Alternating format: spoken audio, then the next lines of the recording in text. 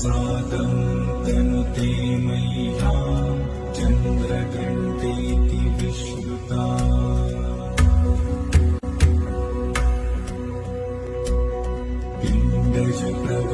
पिण्डजप्रवरारूढा चण्डकोपास्त्रकैः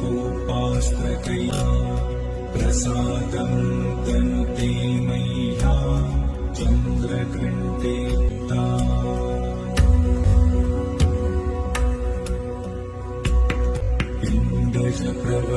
पिण्डजप्रवरारूढा चण्डकोपास्त्रकैर्युता प्रसादं तनुते मह्यं चन्द्रघण्टेति विश्रुता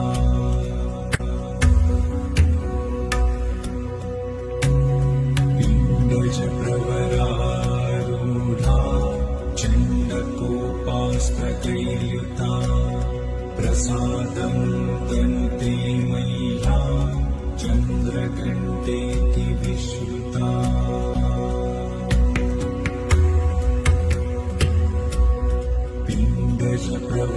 पिण्डजप्रवरारूढा चण्डकोपास्त्रकैर्युता प्रसादं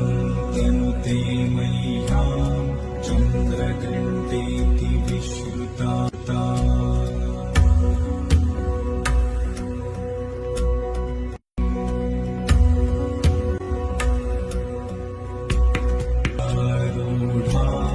चण्डकोपास्त्रकैर्युता